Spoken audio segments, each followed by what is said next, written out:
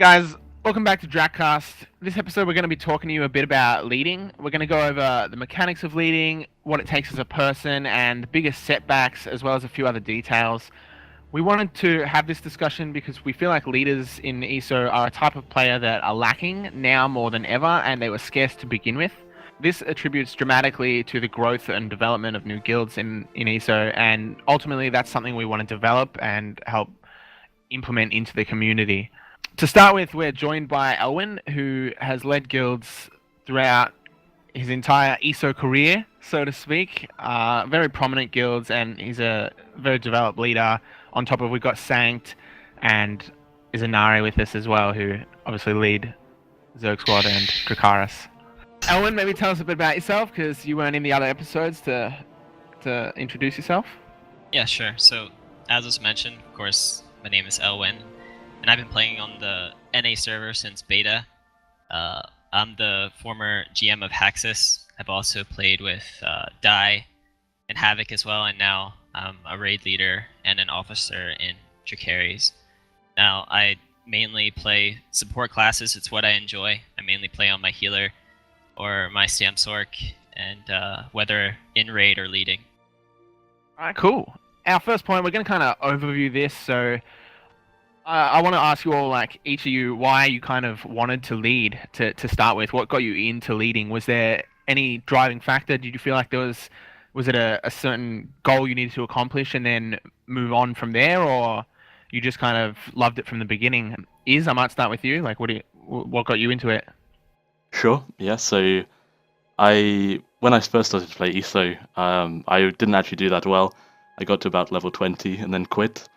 I went to play Wildstar for a bit, and when I came back, some friends were playing in a PvP raid and telling me that I have to come and play because it's really fun.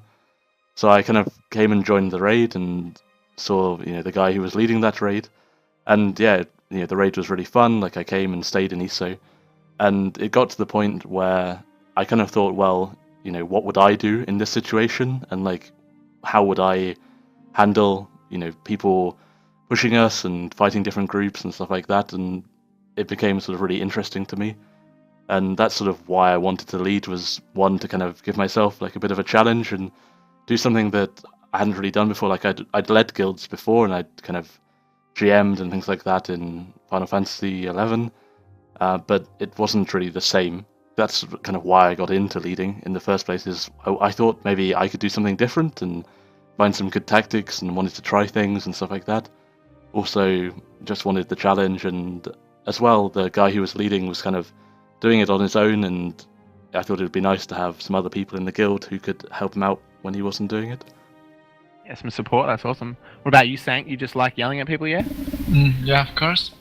No, for me it's like, I'm very, very competitive. If I play, I want to win, and so at some point was the situation kind of that back in the days, leading was much less effort than it's now, kind of.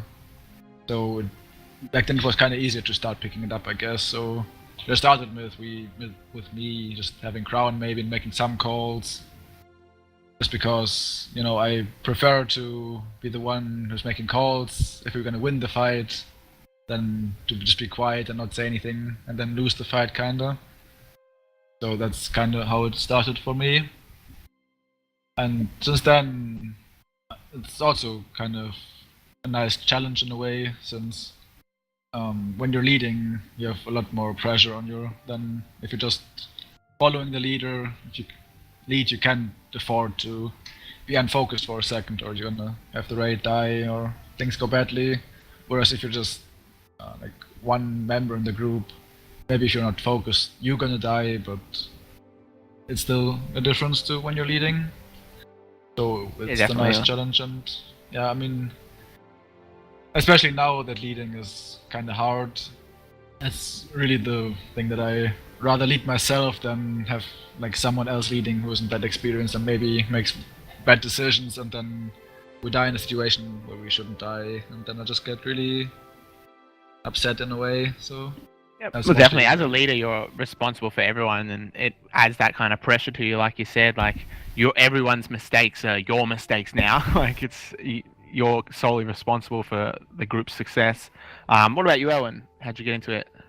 Well, I feel like my situation is a little bit different than Izanerys and Sanct because I really had no interest in leading, but I was in 2 guilds where the reins were kind of like handed to me or passed on to me, where there was no other leader to kind of take it and to kind of lead the guild. So at first I was really reluctant, and I really didn't do so well in my own opinion, but I had a lot of positive encouragement from my guild. So in time, it really, you kind of develop skill and I think strategy in how to lead and how to deal with your group, especially if you the people I was playing with in my guild, we've been playing since pretty much the beginning of the game, so you kind of learn how they play and kind of use their strengths to your advantage as a group leader. So at first the desire wasn't there, but it came later. And of course it's nice when you're successful, and and then you kind of develop a sense of pride too in yourself and in your group, which is always something that makes you appreciative of being a leader. Yeah, it's good. It sounds like you all kind of naturally just stepped up to the plate, which implies, you're the type of people who'd be dispositioned towards leading to begin with. Do you guys enjoy it? Because I know from my own personal experience, it can definitely get more stressful than just playing in a raid at times. Do you guys enjoy leading? Yeah, I enjoy it personally. Pretty much, as Sankt said, it's really nice to have the challenge and to think that you made some really nice calls there and like maybe won the fight. Obviously, everyone has to like follow the calls that you make and stuff like that. But equally, when people like all work together and your vision is sort of happens on screen before you, it's a really good feeling. So yeah, I enjoy it. For me, I enjoy winning in tough situations. It's not really so important if I'm leading or someone else is leading, as long as we do really good. So if we do really good, I enjoy it, no matter if I'm leading or not. I like it. You're I guess group-minded. you can say that I like leading when it's going well, which is, yeah. I think I have similar feelings as well. I think you definitely lead for the moments.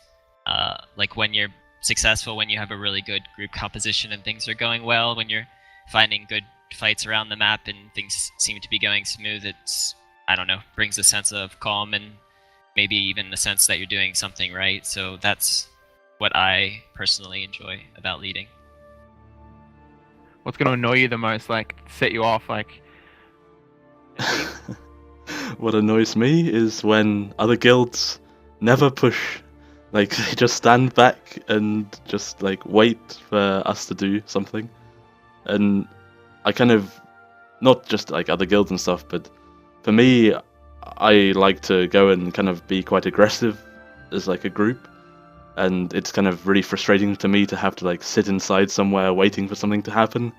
Like, I always want to be doing something. And that kind of comes back to like something I enjoy as well, is like I really enjoy trying to find new tactics and new ways of playing, not to have to do the same thing again and again.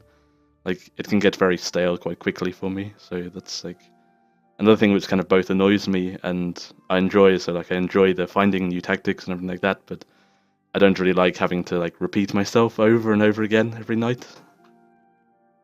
Yeah, that's fair enough. What about the actual group like building and I know the theory crafting side of being a lead? Do you guys particularly enjoy that, or how important do you think that is? I mean, with group setups, I think you don't really have to be a leader to theory craft in that regard, but for me it's definitely very interesting to think about tactics, maybe sometimes rewatch a fight and think about what I should have maybe done different as a leader. I think it's very interesting to think about, and definitely something I would miss if I wouldn't lead. Yeah, I mean, when you're like leading, you're kind of responsible a bit for like implementing ideas and stuff like that, in terms of you take the ideas from everyone and filter them down into what are we actually going to do, and kind of come up with a group decision. So it's kind of like, yeah, you are responsible for it, but at the same time, you're just kind of sharing ideas as a group. As Sanct said, like I really enjoy that sort of side of things as well, and sort of understanding what impact making a change is going to have on the raid, and also like predicting other groups and things like that. Yeah, and I think getting back to the topic of what annoys us, like for me personally, I like to be in control of the situation when I'm leading a group, and that's one thing that really annoys me the most, is not having control. You cannot control, for the most part, your players in your group, in your raid. You can guide them and coax them along and tell them what to do, but that doesn't mean they're going to do it or follow through exactly how you want them to. So I think the fact that sometimes I can't have that total control. I can't make people siege. I can tell them how I want it done and when I want it done, but for them to carry out is another thing. So that's what annoys me the most, I feel, is not having that complete control. Yeah, I have to add in there as well my own personal opinion on it. Backseat driving. That's my number one frustration. I just hate it. We have a dedicated crown. We have a dedicated lead. It's decided upon. We don't need like 1,000 voices in the back of our head. Just go with the calls, whether they're right or wrong. It's better if we're unified about it. I'm gonna move on anyway I'm gonna get a little personal with you guys, like about the qualities it takes to be a leader. What it takes, your personal qualities, your skill set, off the field. We'll talk about all of it. Starting with personal qualities, what do you think are some of the most important attributes for a leader to have as a person, not just as a player? But things that come to my mind are, obviously they need to be confident, charismatic, decisive, and passionate about the game. It's no one's going to be a leader if they don't really give a shit about the game. Like, what do you guys think as far as importance? I think patience is a really important attribute of raid leader, just because dealing with people in your own group and getting them to do what you want them to do, like I had stated briefly earlier. Just working with them, because especially when you have new recruits as well, they're not used to the quick pace movement that we aspire to and try to follow through with while we're in group and while we're moving. So sometimes it takes a really long time to train different people, and everybody has their own advancement. They don't all advance the same, so having patience with especially newer members in the group, I think is really important. I think the most important thing is that you have you have self-confidence in a way, and that you can show that, because you can make the best calls, but if your group doesn't believe that those are the best calls, and your group doesn't believe that you do the right calls, they won't follow you. So it's really important that not only you make the right calls, but you also sell them to your group in a way that they gonna follow you, even if you say jump down a cliff. Shouldn't be like, I don't want to follow the guy because I think we're gonna die now. Yeah, that's good. I think that brings us kind of more into skill set as well. So I'm talking more like, you'd expect a leader to be strategically minded, like quick thinking, perceptive and analytic. What do you guys think is, if you had to pick one skill for a leader to have, like actual skill more, what would that be? Be able to keep track of many things at once, so multitasking in a way, because not only are you having to play your own character, but you're kind of having to play both your raid's characters to a certain degree, and also imagine what the enemy group is doing with their raid. So that's kind of one of the most key things, is knowing when you're likely to have something happen to your group. Like prediction is one of the biggest qualities, I guess, you need to learn. I mean, personally, how I feel is, I think multitasking is number one as a raid leader, and then problem solving is number two. Because with multitasking, you have to be able to fulfill your role, whether that be damage or support, while also seeing what other groups are doing, making sure your own group is with you, and trying to solve whatever task that you're after, whether it be taking a keep or fighting against another group or multi-faction or what so have you. But then too, with problem solving, in my opinion, I feel that staying alive is the most important thing. So that's the biggest problem for me as a raid leader. So if you can stay alive, then that leaves, I mean, that's the most important thing. You can't do anything if you're dead. So trying to figure out first how you're going to stay alive, especially in outnumbered situations, and then how you're going to come off victorious after that is another thing to address. I wanted to sort of give one example. There was when we were playing back at the start of the game, and we mentioned before, the Purge of Death bug, where you had walls underneath you and stuff. Obviously, when you first start to encounter a bug like that, being able to identify what the problem is, because you obviously run into a keep and you die. Being able to identify what the problem, why did you die in that situation? Obviously it comes down to, does someone know about this bug? But I think it's very important to have that sort of analytical side of things and say, as a group even, not just you as a leader, but you need to drive that. What's the problem here? What can we solve? That's very important. And there was a good example is, a raid leader took a break for a few months and came back and started to lead again. And this was after the purge bug, whilst the bug was still ongoing. And he just didn't grasp what this change was. So he died again and again under the oils to walls, basically. And he'd be there going, no, we need more purge, we're dying to oils and things like that, which obviously causes the problem even more. So if you don't understand, what the actual problem is, then, you can make things worse. And that's why it's so important. Most important quality as a leader is that you can make the decision really fast. You don't have time, I mean, from my experience at least, you don't really have time to actually think about stuff. You can't be like, oh yeah, they will do that, and then we can do that, and maybe then we can do that. I think you have to kind of just follow your instincts, and those have to be correct. And of course, but if you start to think, you usually start to overthink as well, and then you're just not gonna make the call fast enough, and maybe it's the right call, but it comes 2 seconds too late and your group already died. So Yeah, so you definitely want to be quick thinking and not invoke doubt, be decisive about your actions. What do you think about, still sticking on skills, what do you think about leading by example? How actually, as far as skilled at the game, how talented of a player do you think you need to be as a raid lead? Do you think you need to lead your guild by being a top player in that guild, or are there certain classes perhaps as well that might make it easier to lead on, or what do you think about that? Because I for one, when I used to lead, I definitely didn't feel like I was one of my strongest players, but I feel like I knew them all and could just bounce off their skills. So that was my personal experience, but maybe you guys have it the other way around?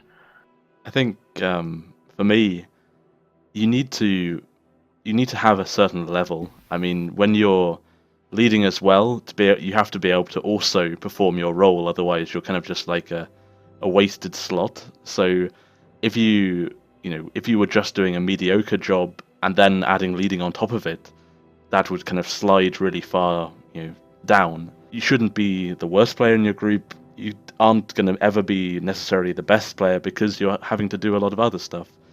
So I think it's important to, especially when you're recruiting new people, to know and have a basic knowledge of all classes to a certain degree, or at least be able to bring and talk to people about that without sort of being out of your depth.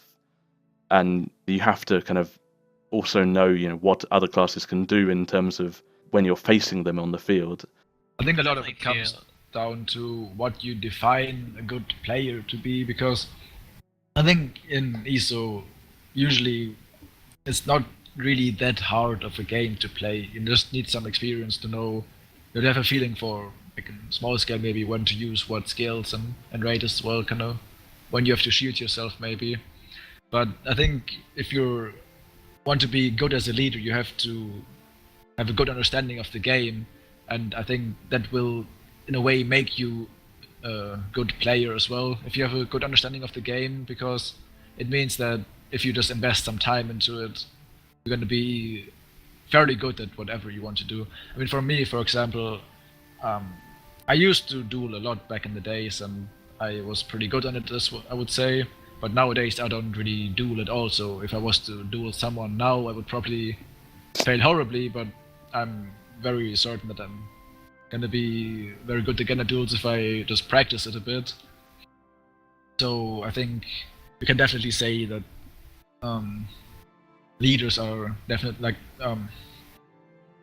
generally good players, given some time to practice whatever you want to do. Yeah, I think practice, like obviously we're focusing on leading and group play and stuff a lot, so it kind of doesn't leave much time sometimes to practice and take solo play and stuff like that as much. If I join a group, for example, quite often I'll get past lead, and kind of then you kind of always have like the expectation that you have to kind of make some calls and stuff like that, so you never really get to like totally focus on like small group play or something like that, just because it feels like there's always like a small like expectation to be leading or something like that.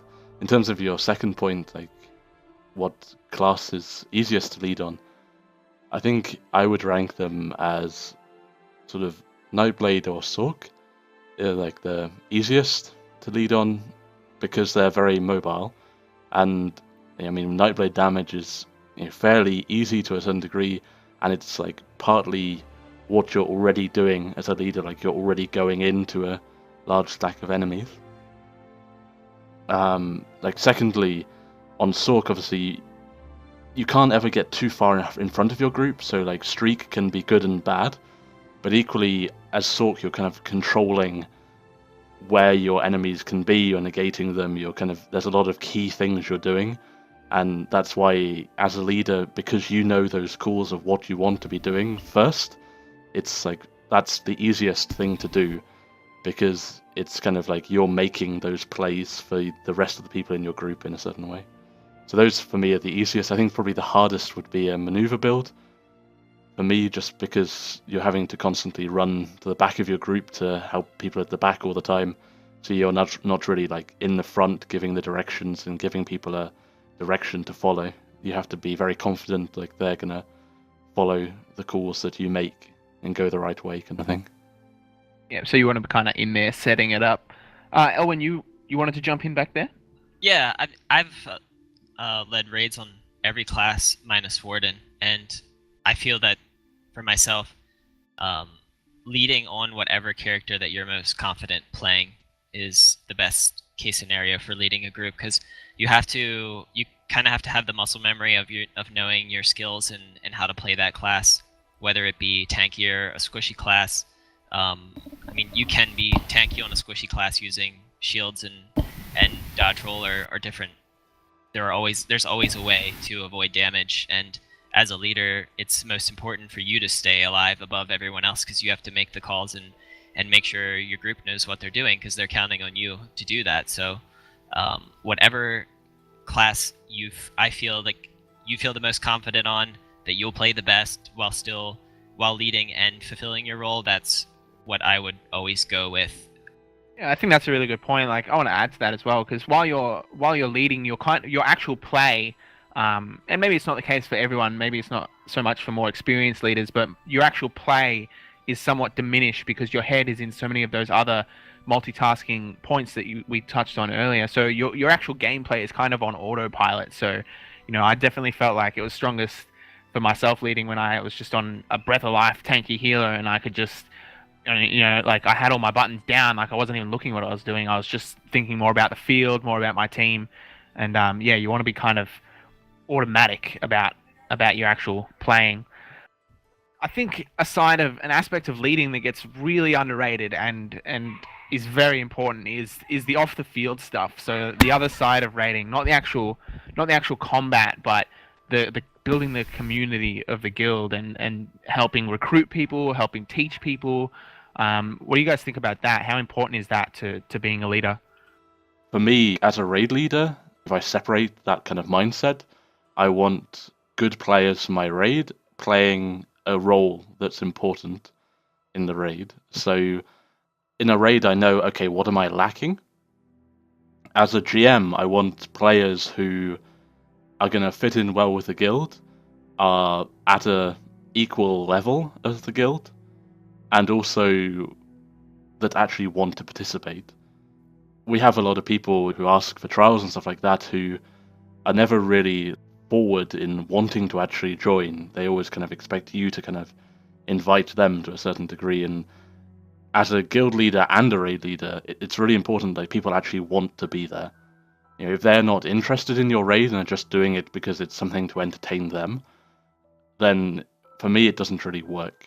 So they need to be actually invested in wanting to participate in both your group and in your guild in a certain way. When I was GM of Haxus, I thought that was the most difficult part of being a GM of a guild, is not only recruiting, but keeping everybody in line, what happens behind the scenes when you're not raiding, and keeping relationships intact and things like that. It's a very difficult thing, and for it all to fall on the GM, it makes it, I think it's not really practical, but that's why we have the officer function in guilds too, where officers can help share the load, and I think that's very, very important to have dependable officers and to be attributing those types of duties to the right people, that you make your officers that they can handle those things and keep the guild together.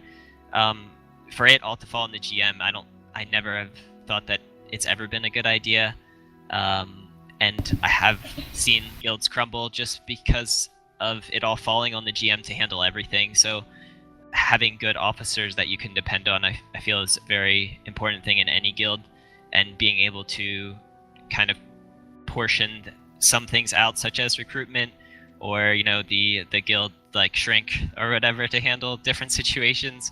It really comes in handy in keeping the guild structure together, and having kind of a guild team, that like a raid team that you keep, that's not always changing, because as the guild grows, it only grows when it gets better, and it only improves when those same people are playing with regularity together. So I feel like that's really important. Yeah, I have to agree with that. I think it's better if it's more collectively driven than just like driven by one person or one lead. Sorry, you go, Sanct. You go. I think it's good if the main raid leader, like if your guild has a main raid leader, I think it's good if it's the same as the guild leader, because like as a raid leader, you kind of have to set the direction of what you want to do as a guild. And I think the problem, if you have like a different guild leader and a raid leader, then you're just gonna end up having some authority conflicts, maybe, where the raid leader wants to say like recruit maybe more damage dealers, and the guild leader wants to do something else. So I think if like the power, so to say, is like on the same guy, then it's just a bit more easy to handle things, I guess. So you already kind of talked about some as far as managing the offside of field things as being issues, but what are other issues that leaders face? I know personally, like, I think getting burned out of the game and not having other people to just lead some raids here or there is definitely one of the hardest things to deal with. What do you think about other issues? Maybe I thought as well on EU, Sanct, for you, it might be even something as seemingly off topic as like language barriers. It might be hard to lead with language barriers on EU. It's not so much on NA, but over there it'd obviously be much more in effect. Yeah, I mean, of course, everyone needs to be able to speak English, and for some people it's maybe a bit bigger problem. But I mean, if you're like an English-speaking guild, it's not that likely that someone who doesn't speak English is gonna apply to your guild. And even in EU, it's pretty much like the standard that everyone speaks English, because every country that I know, at least, kind of has English like mandatory in school. So I don't think it's that much of a problem. Of course, maybe there's some guilds that have different languages, maybe like some German or Italian guilds or whatever. I've been in full Russian raids before. It's always interesting. It actually, personally, I really enjoy it because as a player, if I'm not leading, obviously I can't lead in Russian. Like, if you're like focusing on what your role in the raid is, whether it's damage or support or healing, whatever, that's almost like that transcends language. You don't need to know, the intricacies of exactly what the person's asking if you're doing what you're meant to be doing and you're following. Yeah, it's really well put, man. Although, I mean, I think it's important to consider, though. I mean, for me, someone who's like a good member of the raid isn't just blindly following, and if you don't speak the language, I guess you can follow, but you will never be able to kind of add something to the raid in the sense of calling something out or whatever. So, obviously, I think it's still hard. Yeah. Or at least harder than you might make it sound now. Yep. As you said, like before, backseat leading is one of the most difficult things to deal with. Actually, like making your voice heard in front of the other people. Like a lot of people do it with priority speaker, but I don't really like to do it that way for a number of reasons we can talk about later.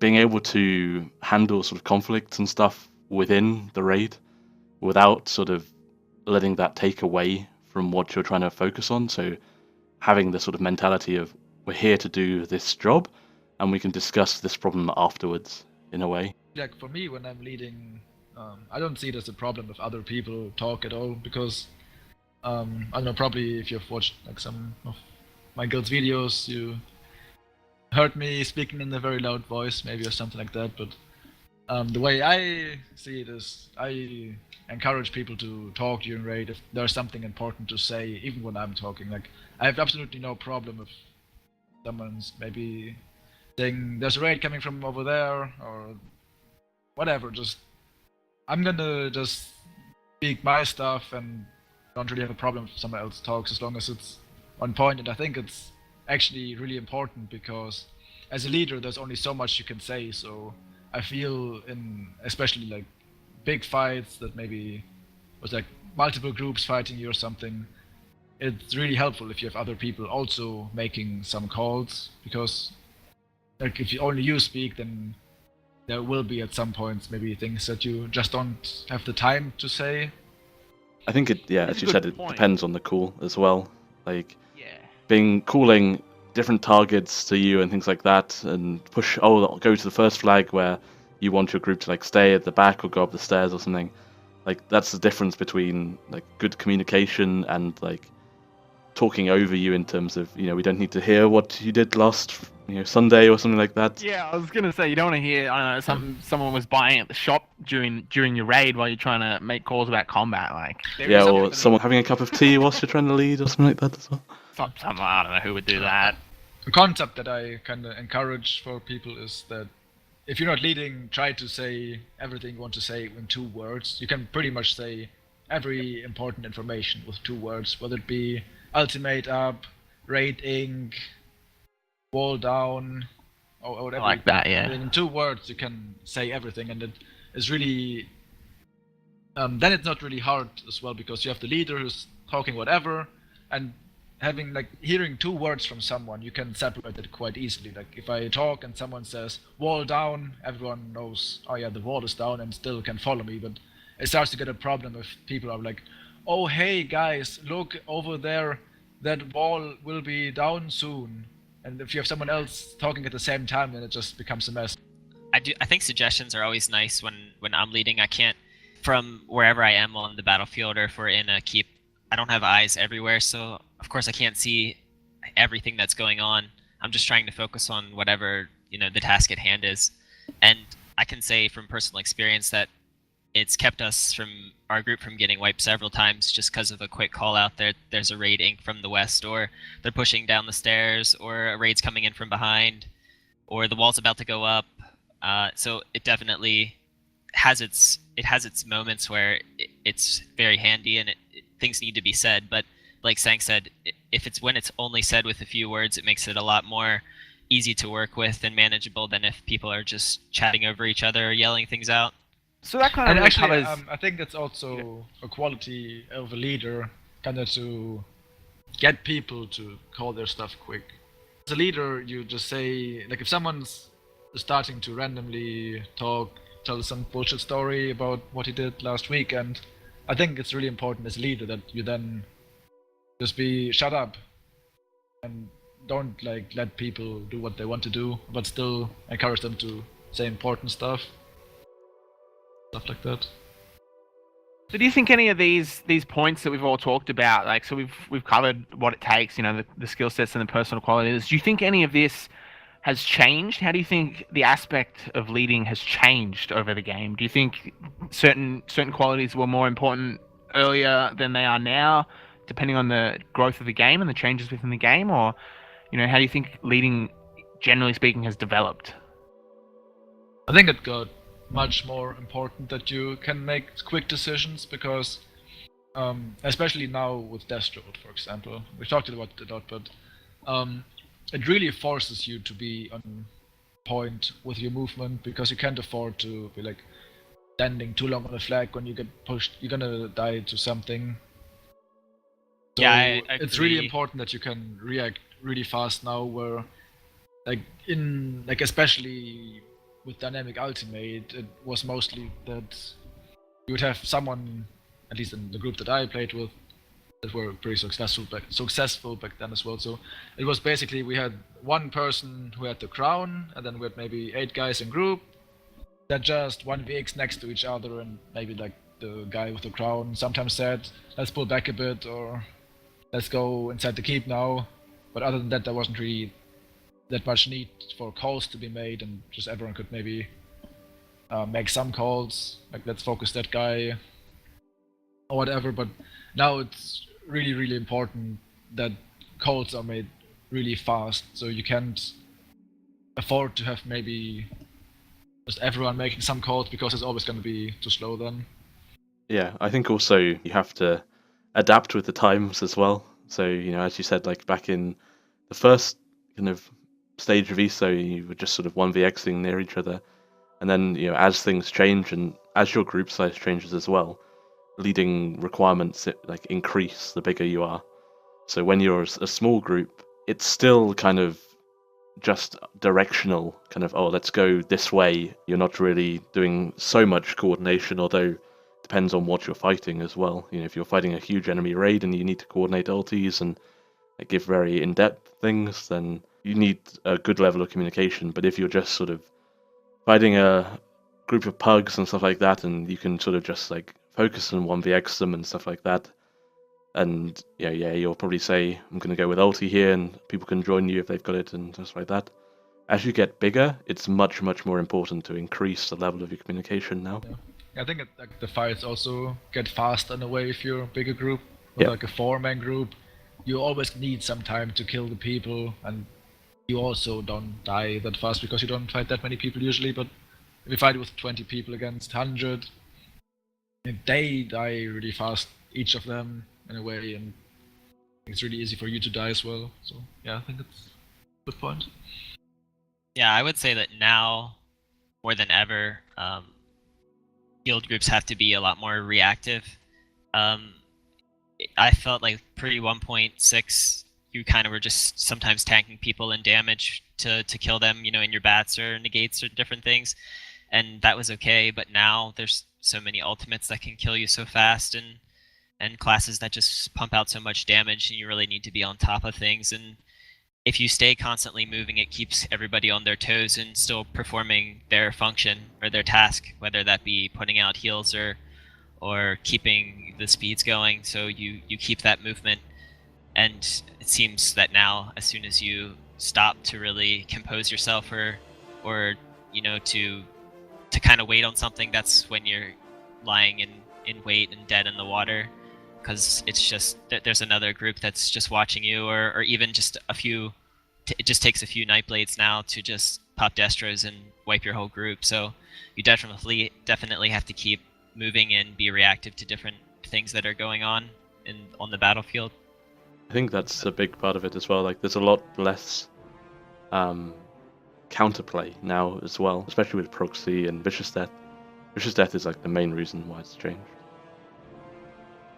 It's actually kind of funny if you think about it, that now with Earthgore and probably like as well the upcoming Destro nerf, it's gonna be like the game is gonna become much more forgiving again for groups.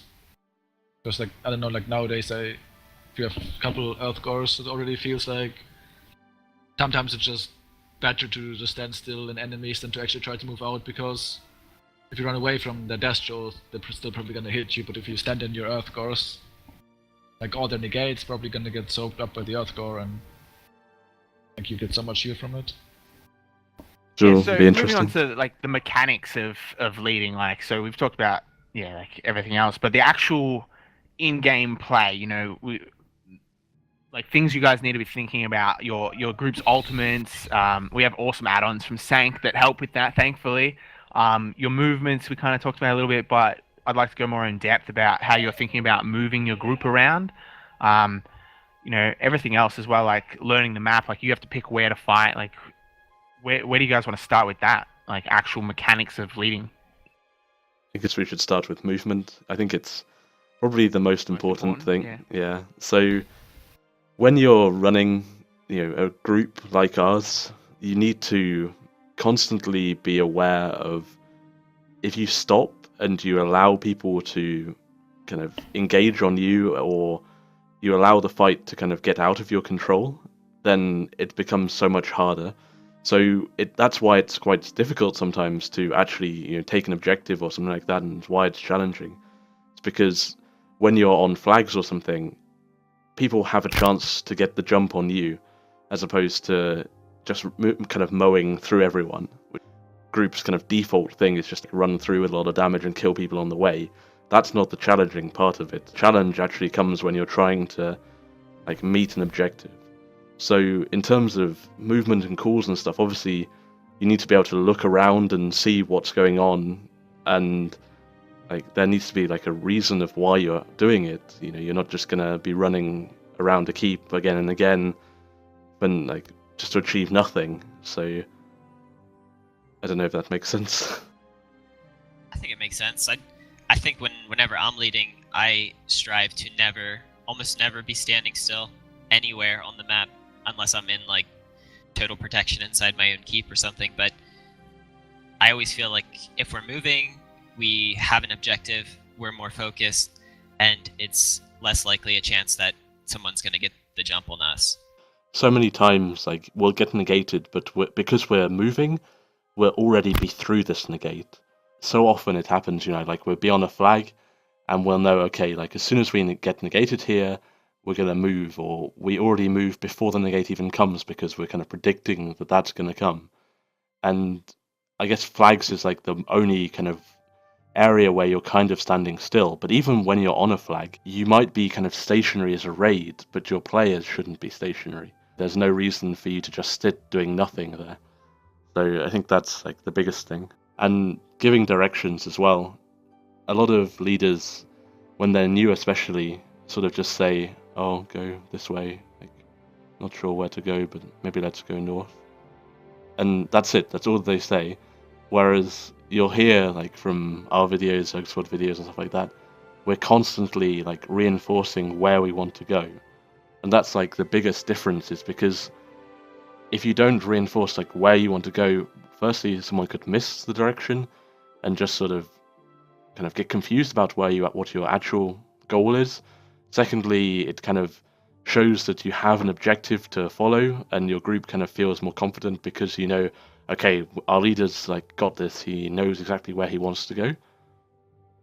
So it's like very important to keep the momentum going in terms of your leading as well. Yeah, and I think the idea too of situational awareness comes into play too with movement, because for certain classes like healers, for example, that are trying to pump out heals on the group, if the way that I always have played as a healer is to be with the group but not on the group per se, just so when that situation arises where the entire group is negated and the healers are within that negate, I'm actually a little bit off the group so I can still be fulfilling my role. Same with Sorks, who are being ready to counter negate, that they're available to do that where they're not stacking with the group. So I feel like with the movement and knowing where, like as the leaders constantly calling out directions, if we know where we're going to go, the whole group knows where we're going to go, the Sork or that healer or whatever support class, they can still fulfill their role, in a proper manner by still being with the group, knowing where they're going to go, but not being completely within the cluster per se. Talking about movement, it's really important as a leader to know what calls to make, because as Izanagi already said, like especially for new leaders, it's often the case that they don't really make enough calls, or like one call that is also, I felt, made by too many inexperienced leaders is like follow me or look where I am. Like the way I see it, why I make calls is so people don't have to look at me. People should look around what's going on in the fight, and the reason I'm talking is so people don't have to look at me. Like I try to tell people what to do without them having to search for me. So I'm gonna say maybe like the same thing over and over, just so everyone knows what to do all the time. And like another benefit about kind of moving all the time and just having calls all the time is that I feel the group is much faster to react to something happening if you're already moving compared to when you're maybe standing still for a long time and then suddenly have to move. It will take much longer to then start moving compared to when you're already moving. Yeah, I think also preparing people to move as well. So something I use quite a lot is, if this happens, we do this. And I think that's like really important that people kind of know, this is my plan and that's what I want to do. It might change. I might have to like change my mind and something like that. But, as Sanct said, like not having to say, find you, like if you get negated on the flag, oh, come to me, like doesn't help, like because you're dodging out of the negate any direction you can.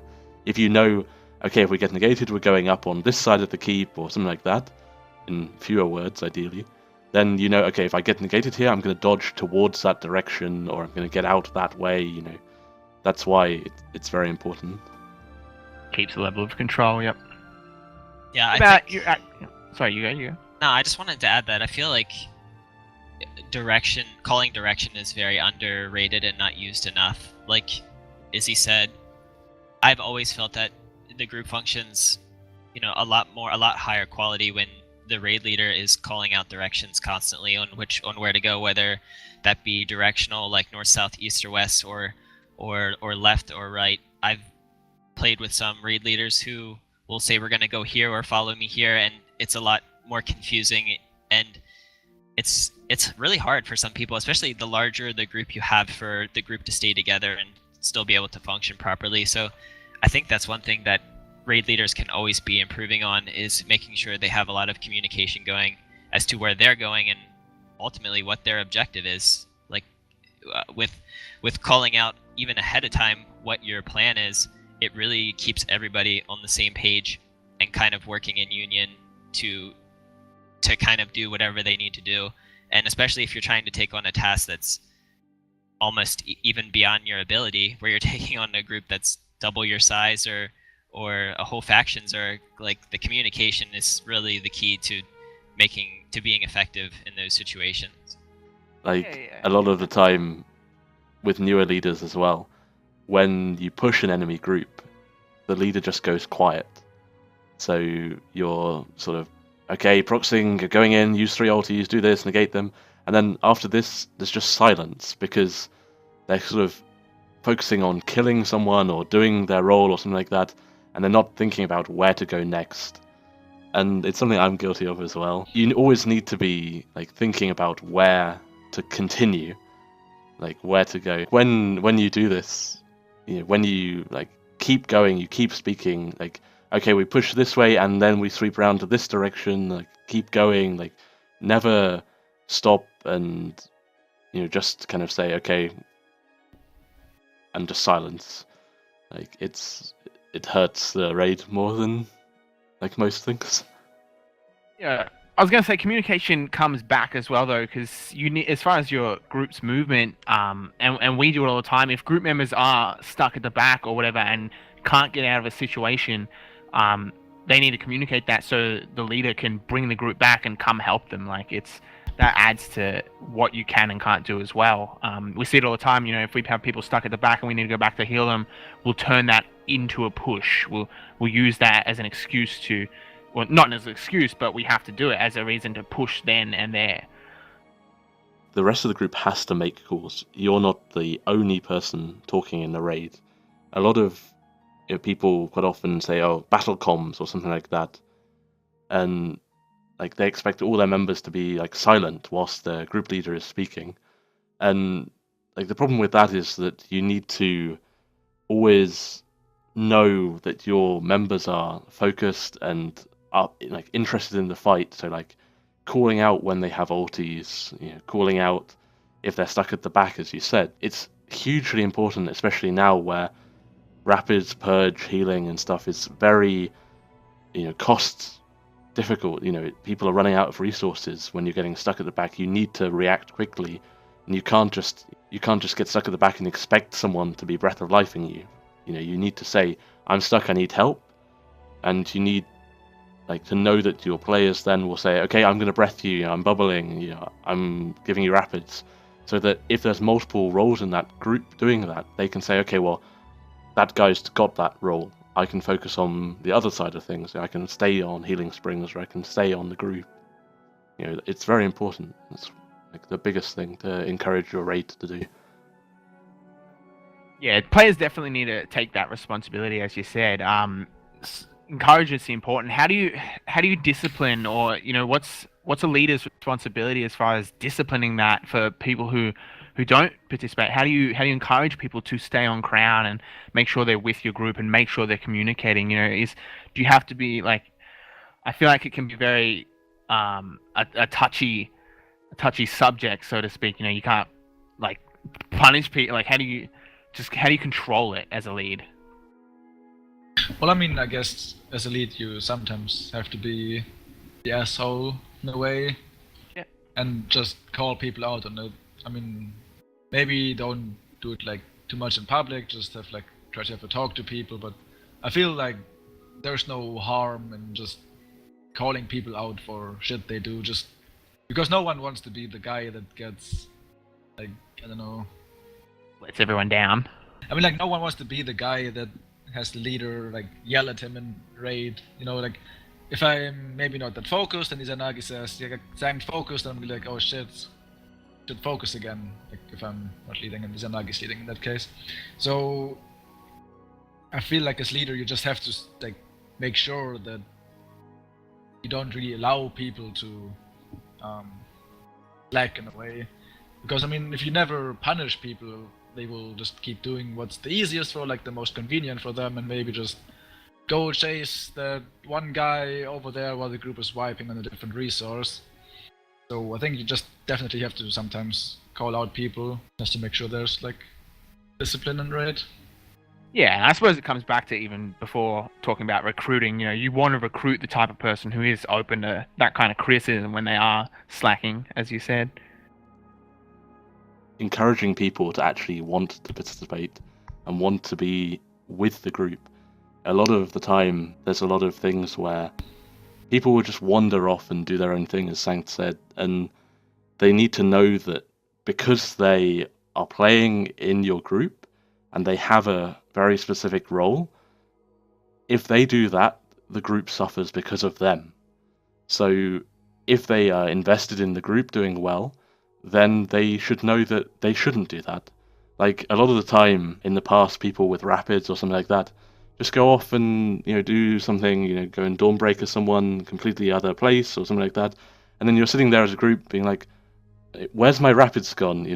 We've got people now strewn all across the map because they can't move, and it's if the person realizes their role is that critical in your group, then they just won't do it. And they need to understand that that's the expectation, that's the reason for them being there, is that they should be performing that job so that everyone else can perform their job. And then you're going to have a good result as a group, and everyone likes to win.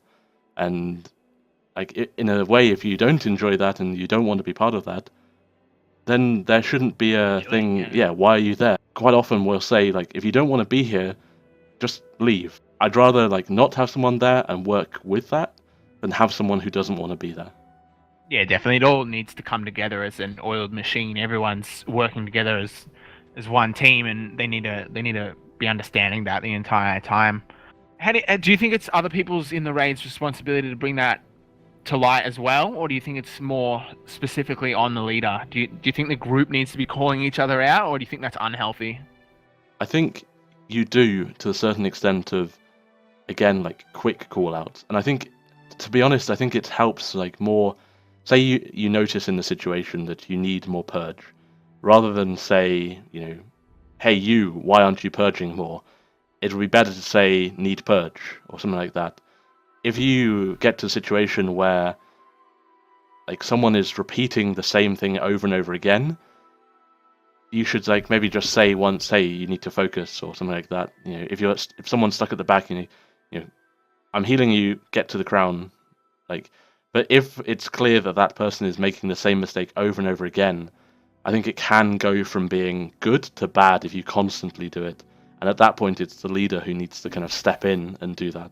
Because if there's like a conflict between people in the raid and people are going to go like, oh, who are you to give call? Like I'm listening to the leader or something like that. The leader needs to be responsible for that to a certain degree, but I think it helps that other people bring it to the leader's attention as well.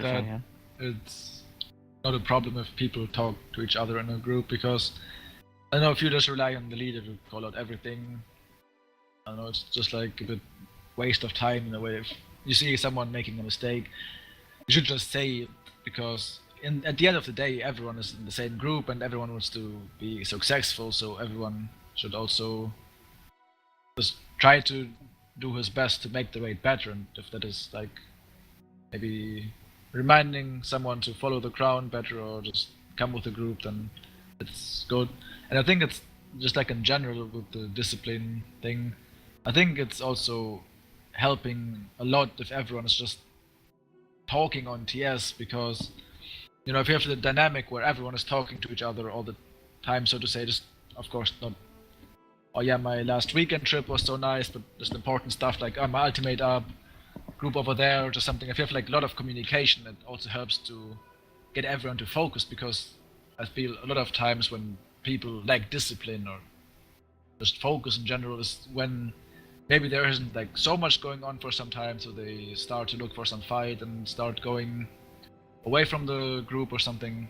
And if you just have like some in-fight communication between everyone else, it's gonna help to keep people focused on the fight.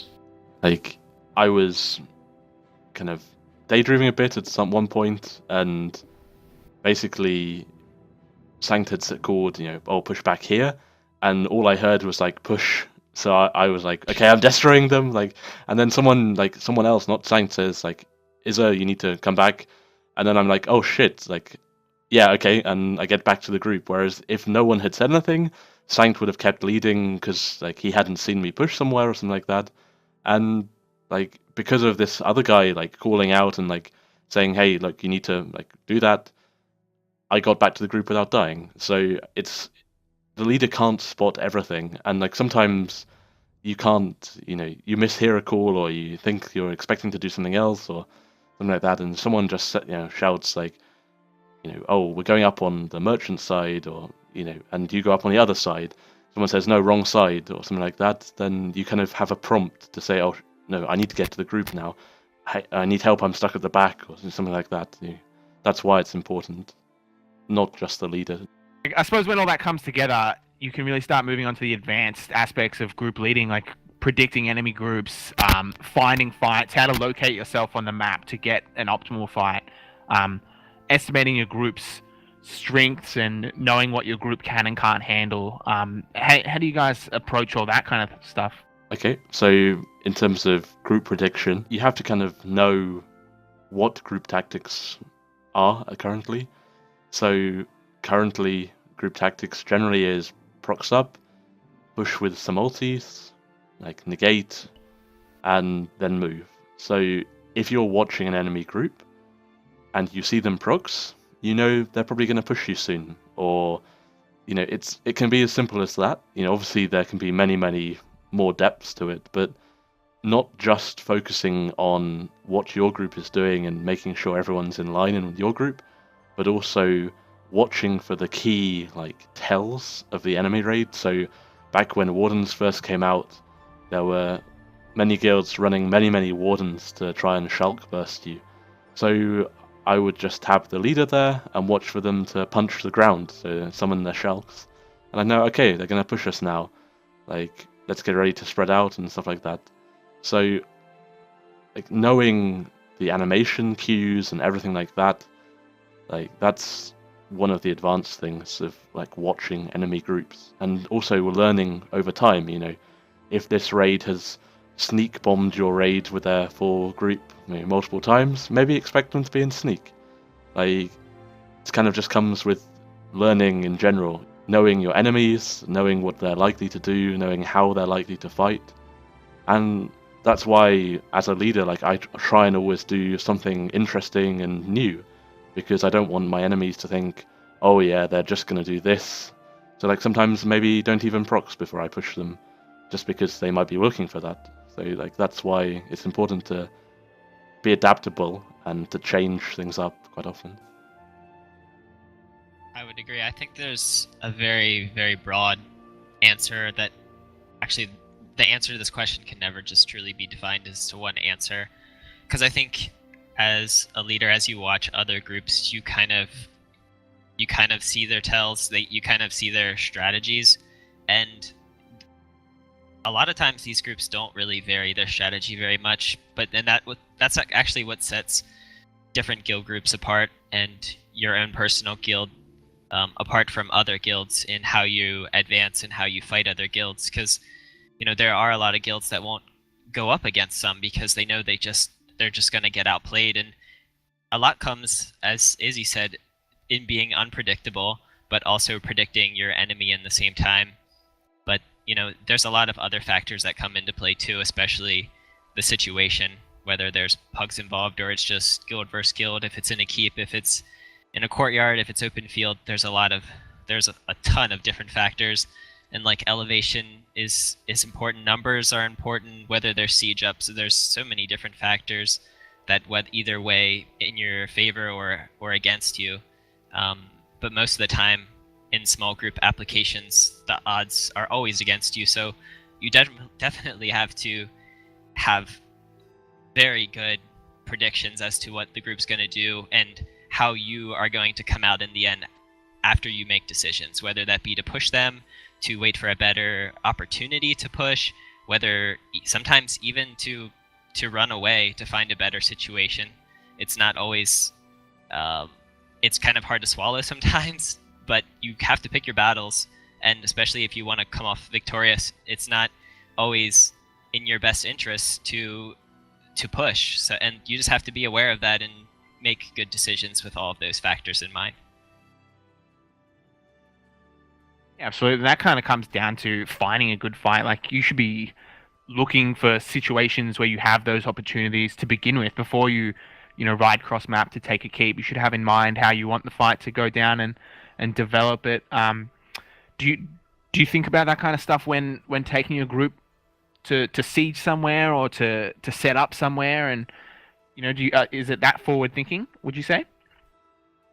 In terms of looking at the map and sort of saying, okay, well, yeah, we need to go there because we think there can be many enemies, but also responding to where there's other groups and things like that as well, and kind of positioning yourself so that you can get that good fight once you're there as well. So maybe not just taking the keep, repairing it all, and then waiting there. Maybe you leave the door open so that people are encouraged to come and fight you there or something like that. Trying to encourage and pressure groups to do the thing that you want them to do is a big part of it as well. So a lot of the times you'll be in a keep and there'll be a group there plus pugs, and you think, okay, well, pugs I can kill easily, but the enemy group, I need to keep an eye out on what they're doing. So you can kind of get caught in just running circles with this enemy group. They go up one stairs, you go down the other stairs, you're kind of constantly circling each other, waiting for the other to push. But if you try and take control and say, okay, well, we know what they're expected to do, so you kind of go to the flag, for example, because then they have to make the decision. Okay, do we push them on the flag or do they get the keep? Trying to force the enemy to do the thing you want them to do. So you want them to maybe come and engage you so that you can kind of counter them, or you want them to be scared of you. I can't tell you how many times we push an enemy group with nothing ready, just because we know like they have a certain level of fear of our raid, so they're likely to drop off the wall, for example. You were going to jump in there, Ellwin? Yeah. I think finding a good fight for me is circumstantial, dependent upon how many people I have and what I have in group. Not generally, we don't run anything over 16, but if the group is very small, I might have a more menial kind of idea in mind. As the group builds back up, where we are farming either in an outpost, depending on our group size, or maybe even a tower, trying to pull the faction or part of the faction or a guild group away from the rest of maybe the faction Zerg to have a more manageable fight. Whereas if I have a full group and we're running full steam, then I'm more inclined to take on a full keep and travel really far to try and hold down a keep for a considerable amount of time and get consume as much AP as possible and get as many kills as we can. So I think when it comes to finding a good fight, it all depends what I have and what I feel is manageable for the group. Yeah, I think it's like very important to think about what you have in your raid and what you're trying to achieve then with that group. Knowing your strengths and weaknesses is a big factor. So if I know I have no negate, then I know that my fighting style has to change because I can't get negated because I have no counter. If I have one negate, then maybe I need to ask this guy, okay, save your negate only for countering. So I know as soon as there's no negate ready that we have to be moving and not get negated again.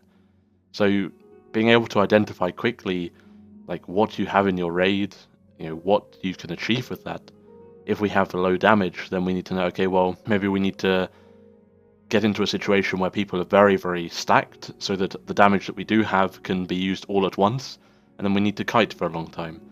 Or if we have a lot of damage and not much healing, then we need to know, okay, we need to move quickly from point to point using ultis on the way so that we thin numbers out before they can get too large for us to deal with.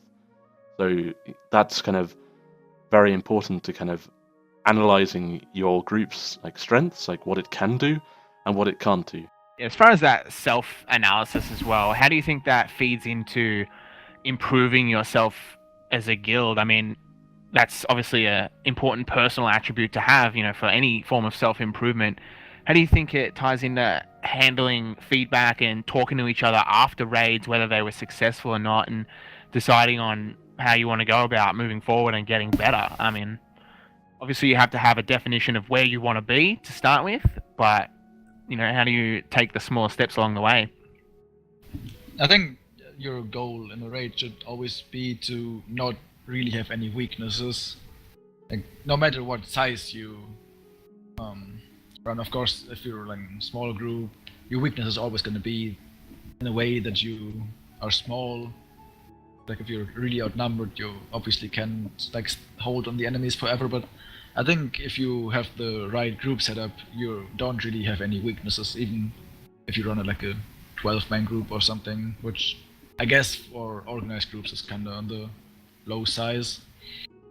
So you can definitely get enough healing, damage and support abilities with 12 people. So I think it's very important to be able to objectively judge after raid if that setup that you had was good and try to find an ideal setup that you want to run. I mean, obviously it might not always work because maybe not the right people are online to have like the right setup if not everyone has all characters, obviously. But yeah, I think it's very, very important to have a good setup and to be able to understand if a setup was working well or not. Yeah, I think, at the end of a raid, or, even at points during it, that you can kind of sometimes fall into a trap of overanalyzing during a raid and making sort of constant adjustments where it's not really needed. Like, you need to be able to clearly say, okay, like, what was the situation we were fighting? What went well or what went wrong? You know, is there a reason why it went particularly well or particularly wrong? So, you know, if you're fighting just pugs and you think, oh yeah, we, you know, decimated, you know, 40 of those guys, like they weren't a challenge at all, you maybe should think, okay, well, but they weren't an enemy group. So would the same tactics have worked had there been a group there? If you kill an enemy group and they're like equalish numbers to you, you can think, okay, well, how would it have gone had they had more damage on us? Or, you know, what did they do wrong when fighting us as well? Or if you die, you know, obviously it's very easy to say, oh yeah, we died because of that reason. You know, if we got negated, oh yeah, we had no counter negate. But equally, you know, maybe maneuvers was bad because you didn't move out of the negate in time. Maybe the leader called wrong. Maybe your damage was lacking, so you didn't kill enough people before they could negate you. Like, there's a lot of reasons for things, and identifying, you know, the combination of things that go wrong is as important as identifying the exact thing that actually happened. And I think it's very important. It's like a bit different topic, but I think it's very important to not make too many excuses. There's like for every wipe, there's like a easy go-to excuse, or like, oh yeah, we couldn't do anything different because of this, but it's not actually the case. I think in 90% of groups' deaths, there was like something you did wrong, and I think it's very important to be able to understand what exactly was that thing that went wrong, as Izanagi said already. But like it's also like really important to not just come up with like some excuse just to make you feel good about yourself. Or I mean, I feel like, for example, nowadays I hear it so much on the forums, like, oh yeah, like Death Jolt is so easy, there's nothing we could do, they cast so many Death Jolts on us, oh my god, like, doesn't take any skill. But I mean, you have to ask yourself, is that actually the case? Because it isn't, obviously. So just, you will never improve if you always blame something that you cannot change. And even if it's something that you cannot change, then maybe there's something that you can change, that you can improve on. I don't know, for example, like, a lot of people always blame the lag and say like, oh yeah, like it's so laggy, I couldn't do anything at all, like my skills aren't working. But maybe you shouldn't think that in a fight. Maybe that's part of the problem. Like, if you think, oh yeah, it's so laggy, I'm just gonna not cast any skills in the first place, then maybe that's the problem. Or maybe you just did something else wrong that wasn't like related to the lag at all. So I think it's as well important to keep that in mind. I think as well, to improve your group as well as your lead has to want to improve. So I used to have it all the time. You hear people complain, oh, this group just, they wreck us, they're wiping us, like they're doing this, it's dumb. Like, instead of saying that, have your group take the approach of, okay, well, let's look at what they're doing, compare it to what we're doing, and distinguish the difference. And maybe we need to implement kind of the strategies they are doing. If we want to be able to beat them, we want to be able to learn from it. You have to learn from them, like, your mistakes and your enemy's successes as well. And from there, like, you need to have that attitude to be able to grow. If you don't, then you're just going to sit there behind your excuses and not get anywhere.